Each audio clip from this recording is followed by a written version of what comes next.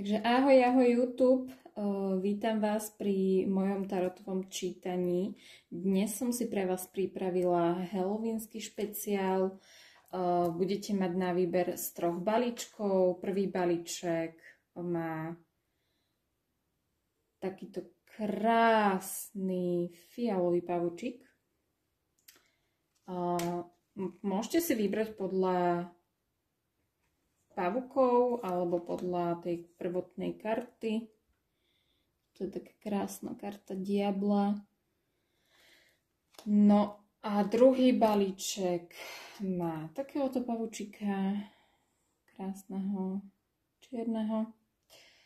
A kartička mága, takéto čarodejničky. A tretí balíček má takúto tekvičku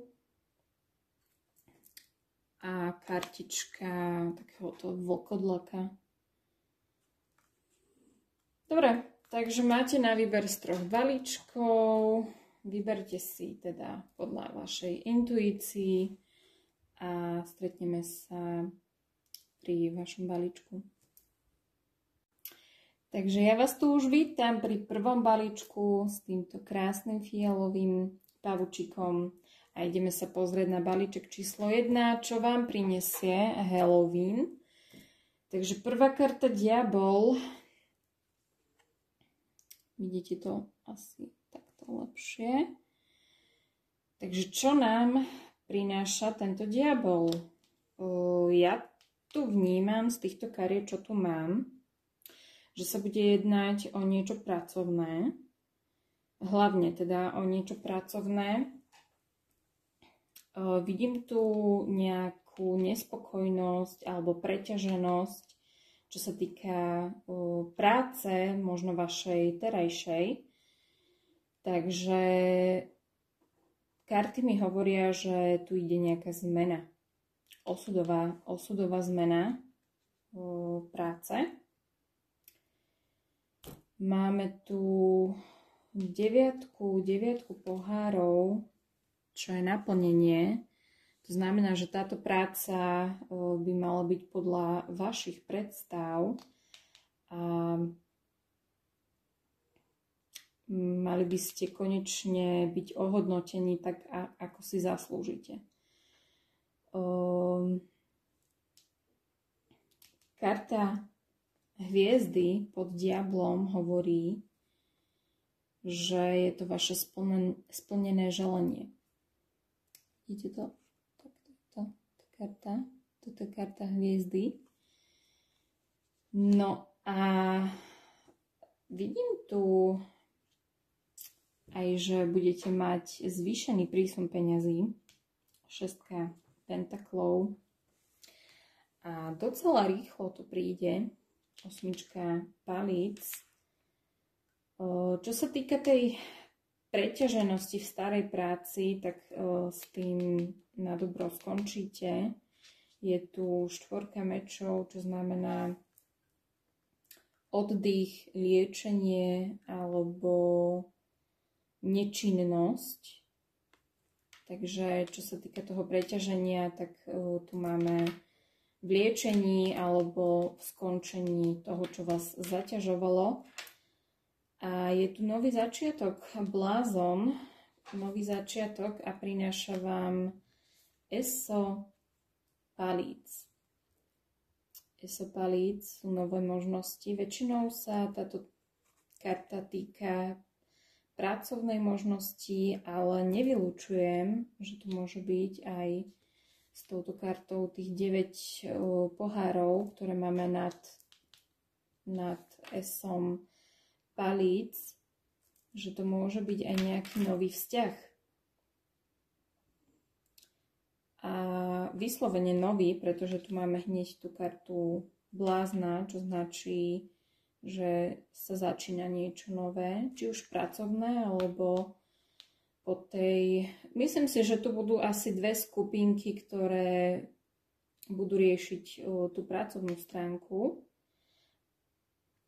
Čiže novú prácu, kde budú spokojní, aj čo sa týka financií, aj čo sa týka nejakého naplnenia, možno tie vzťahy v tej starej práci nie sú úplne dobré, či už s kolegami alebo s nadriadeným.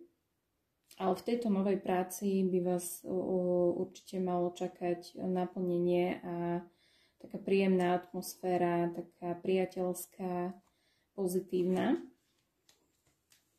Takže takto to tu vnímam, čo sa týka tohto balíčka. Takže to by bolo všetko pre tento balíček číslo 1 a uvidíme sa v balíčku číslo 2. Takže ahojte balíček číslo 2, vítam vás u vašom strašidelnom výklade. Tí, ktorí si vybrali tohto pavučíka čierneho. Takže ideme na to, čo tu máme.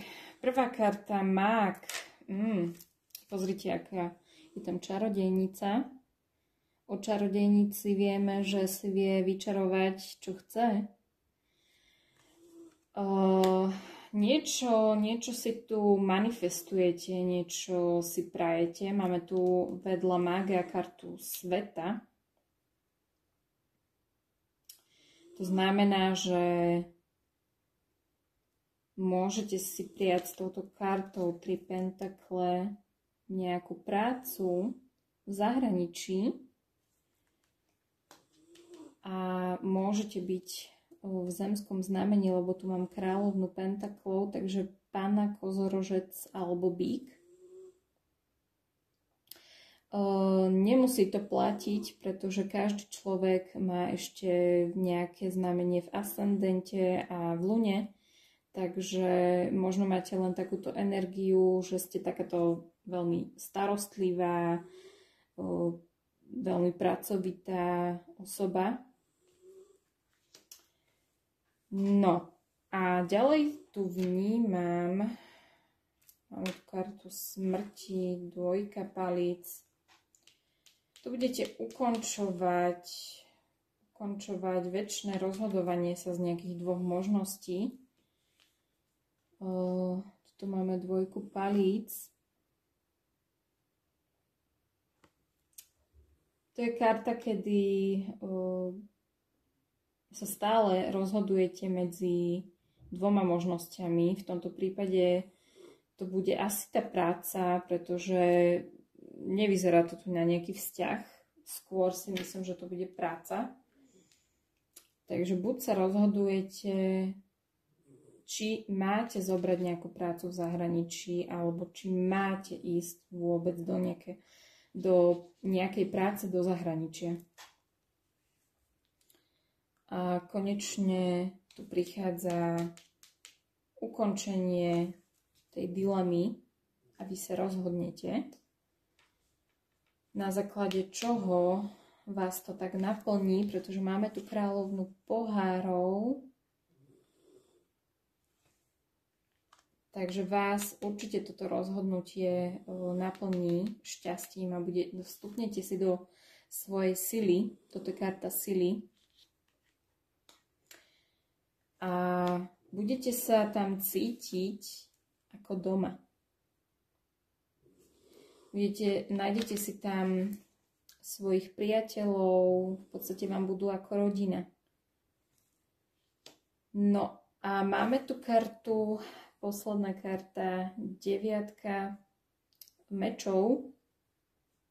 Je karta strachu, takže určite tu máte nejaký strach urobiť toto rozhodnutie, ale ja vám určite radím, aby ste ho spravili, pretože väčšine rozmýšľať nad tým, či to mám spraviť a nemám to spraviť. Tie roky ubiehajú veľmi rýchlo, takže hovorím, že vás to naplní, budete sa cítiť veľmi dobre v tom zahraničí alebo v tej novej práci, ktorú ste si vybrali, pretože karta sveta môže značiť zahraničie, ale takisto to značí vzdialenosť. To znamená, že môže to byť napríklad, dajme tomu, že ste z Košíc a pôjdete do Bratislavy jednoducho nejakú vzdialenosť. Môže to byť aj do zahraničia. Ale určite sa vám to oplatí, tá zmena práce, hlavne pokiaľ v tej starej nie ste spokojná a stále rozmýšľate, že by ste išli niekam inám, alebo že vás tá náplň tej práce nebaví, tak mám tu tú kráľovnú pohárov, ktorá hovorí o naplnenosti, o citovej naplnenosti a vedľa tej karty je štvorka palíc. To znamená, že sa tam budete cítiť ako doma, ako pri svojich rodinných príslušníkoch. Čiže bude to veľmi príjemné prostredie, veľmi príjemní ľudia, ktorí vám budú pomáhať, ktorí budú hneď okamžite vaše spriaznené duše. Takže netreba mať strach, ale myslím si, že ten strach určite prekonáte. Dobre, to by bolo všetko pre balíček číslo 2 a my sa uvidíme pri balíčku číslo 3. Ďakujem, ahojte. Takže ahojte, skupinka číslo 3, vítam vás pri vašom výklade. Ten, kto si vybral takúto krásnu strašidelnú tekvicu, ideme na váš strašidelný výklad. Tento výklad sa bude niesť v znamení lásky a nového zoznámenia s niekým veľmi zaujímavým. Prvú kartu tu máme rytiera palíc, ktorý väčšinou prichádza a odchádza. Väčšinou má mileneckú energiu. Je to človek, ktorý je veľmi atraktívny, aktívny, športovo zdatný, môže byť podnikateľ. Prichádza tu s takou energiou víťazstva. Myslím si, že je to niekto, koho ešte nepoznáte, pretože je tu páža palíc. Takže si myslím, že to bude niekto nový. Alebo ak to nebude niekto nový, tak minimálne nemali ste doteraz s ním nejaký bližší vzťah ako len kamarátsky. Čo by sa malo zmeniť, pretože mám tu kartičku 10 pentaklov. 10 pentaklov je karta, kedy vám niekto ponúkne niečo veľmi stabilného, či už vzťah. Čo sa týka práce, tak vtedy by to bola nejaká dobre ohodnotená práca, kde by ste mali veľmi dobrý zárobok, ale v tomto prípade si myslím, že sa jedná naozaj o nejakého partnera, nejakú lásku. Takže niekto, kto ponúka naozaj stabilný vzťah, rodinu, deti. Máme tu sedmičku pentaklov, to znamená, že ste si museli dlhšie počkať, kým príde niekto takýto do vášho života. A možno aj on dlho čakal, kým nájde tú pravú. Prichádza sem vyslovene s energiou takou vášnivou, dravou, ale zároveň, keď vás trošku možno viac pozná, tak tam hneď zaiskrí. Začne tam mať proste voči vám city. Máme tu rytiera pohárov, čo je energia človeka, ktorý vyslovene... Je to v podstate karta, kde by sme mohli povedať, že ten človek vás žiada ako keby o ruku, ale v tomto prípade si myslím, že vám jednoducho ponúkne to svoje srdce na dlani. A takisto ma o tom potvrdzuje táto kartička. Eso pohárov, takže to je veľa lásky k vám.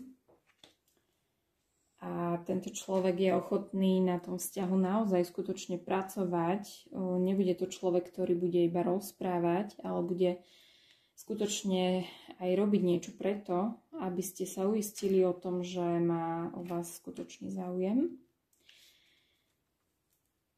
Kartička Hierophant mi hovorí o tom, že tento človek bol možno dlhšiu dobu sám, alebo cítil sa trošku osamelý. A môže to byť aj váš prípad, že ste boli dlhšie sama, alebo cítili ste sa sama. No a posledná kartička je Král palíc. A napriek tomu, že tu mám tu rytiera palíc, mám tu rytiera pohárov a kráľa palíc, tak si myslím, že ide o tú jednu a tú istú energiu. A tento král palíc mi hovorí to, že pokiaľ dáte tomuto človeku šancu, tak z toho rytiera sa stane král, čiže váš král, ktorý bude naozaj veľmi vášnivý, aktívny, môže to byť nejaký športovec, bude určite atraktívny.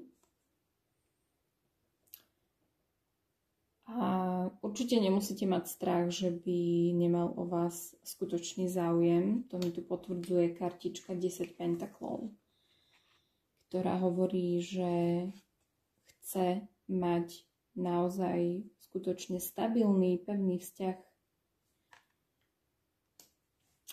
A čo by sme tu? Môže byť aj v ohnivom znamení, keďže tu máme veľa palíc a je tu teda ten král palíc, takže lev, baran alebo strelec. Môže a nemusí, nie vždy to platí. Podľa toho, akú energiu vydáva človek, my máme v sebe, každý človek má v sebe viacero znamení zverokruhu. Podľa toho, kde máte ten ascendent alebo lunu. Takže nemusí to vždy platiť.